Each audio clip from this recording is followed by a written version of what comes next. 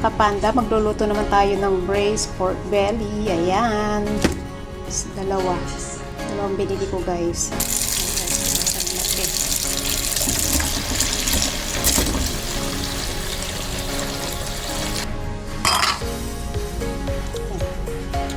Ayan na mga kapanda, ready na lahat ang ating lulutuin.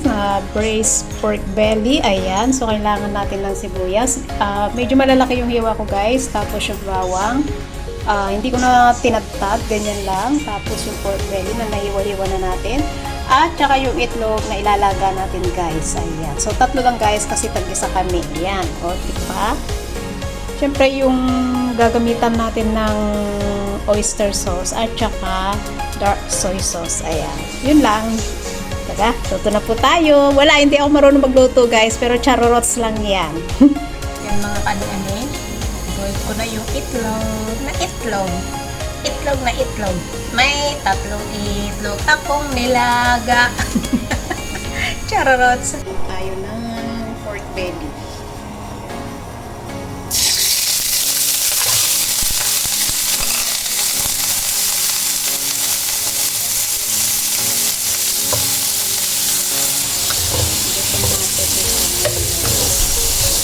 Naman itong kawali ko.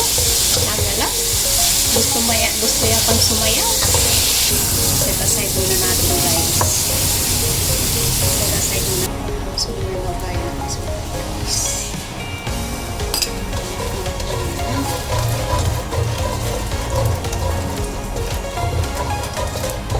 Ginamit ko rin yung pinagpong natin kanina guys.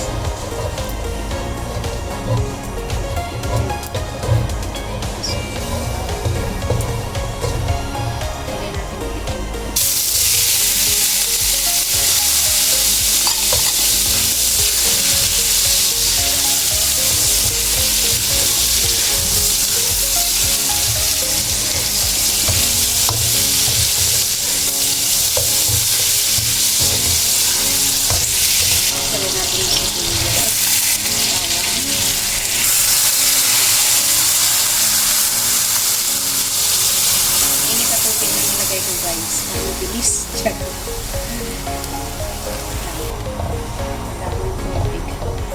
natin ng laurel, right, soy sauce and oyster sauce. Lagay na natin yung 3 itlog. May 3 itlog akong Pinoy guys. Ayan guys.